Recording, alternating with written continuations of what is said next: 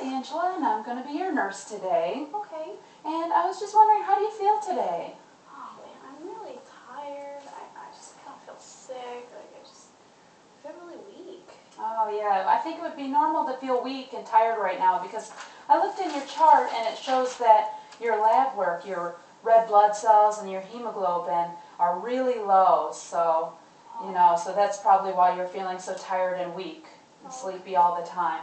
And also in the doctor's orders, it looks like you've got a blood transfusion scheduled for this morning, and I might have to start an IV on you. Oh no, another blood transfusion? I can't believe it. I really need another one? Yeah, that's what it says. Yeah, it looks, Man. I mean, it's the doctor just put it in this morning. Okay, well, and you said you have to start another IV? Yeah. It hurts so much. I have an IV. Why don't you just use this IV? Okay. Oh yeah, I see that this one is really swollen. Is this painful? Oh yeah, ow, it really Oh yeah, hurts. that's infiltrated, meaning What's the catheter is actually out of the vein, so we're not going to be able to use it. It's not in the vein anymore. You can't do it at all like this? No, I can't use this one. I'll have to start another one. This one took them 20 minutes to find. I mean, they're just so beat up. No one can ever, they get in, they dig, and it's just like all these bruises on my arm. I don't think I can be poked anymore. I mean, I'm here for this medication for my stroke, or to prevent strokes from happening, but I saw on TV that it makes you bleed, and obviously it does because I'm here getting blood transfusions all the time, so I just don't see the point anymore. Yeah, I can see it's really awful being stuck in the hospital all day, and it's definitely not any fun getting stuck with needles by nurses, and it's hard when you have rolling veins or you're dehydrated to find the vein. But I think what the doctor was trying to do with that medication is he's trying to weigh the benefits and the risks of taking this medication. All medications have side effects, unfortunately, and bleeding can be fixed easily in the hospital, but having a stroke can have irreversible damage like paralysis or death. I've seen some stroke patients that have had some pretty elaborate rehabilitation, so he was probably just trying to prevent a stroke, and the bleeding can be fixed when being brought in here. That makes sense. Well, I understand why I have to take this medication. You're right, I don't want to be paralyzed or something like that, so I get why I need it, but you said I do have to have another IV. You really can't use this one? No, I can't use that one. Here, let me take a look at your other arm here. Well, I don't have an IV here, but you're going to have to poke me. I'm sorry, but you look a little too young. Nurses have tried, and then they go get somebody else to try, and they don't have enough experience, and it seems like the only people that can get it are the ones that have been doing it for like 20 years. You just don't look old enough to be doing it for 20 years. So can you find somebody that maybe has been doing it a little bit longer to try?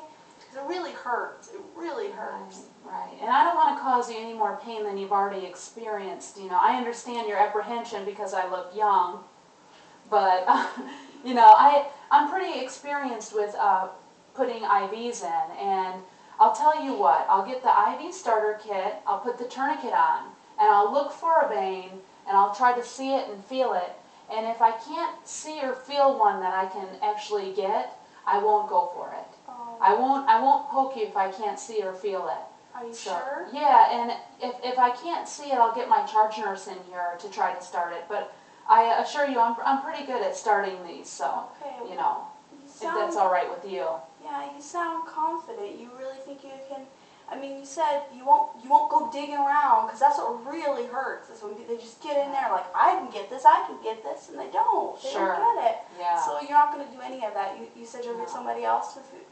I'm going to try to make this as painless as possible. So if it's all right with you, I'll put the tourniquet on and I'll look for it. But if I can't see or feel it, I won't go for it. Okay. And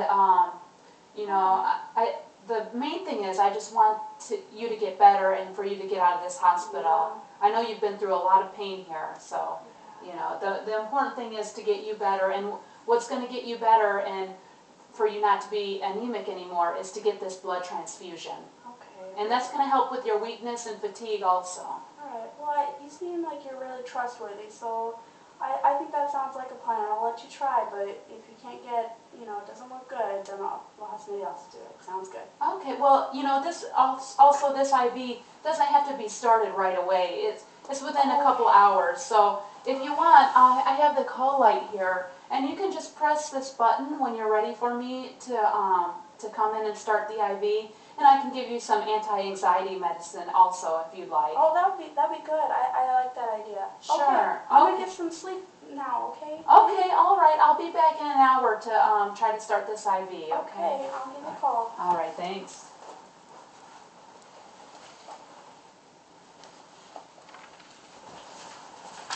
And scene.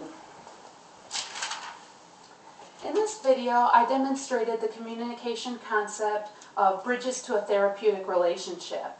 I demonstrated empathy by communicating my understanding of the stressful experience that the patient was feeling in the hospital and her painful experience of being poked by many different nurses.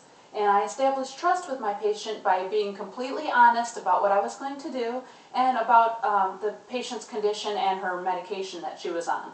I also demonstrated mutuality by coming to an agreement with the patient about the need to start an IV for a blood transfusion, and her agreeing also for letting me to try to find the vein to start it. Yay! The end.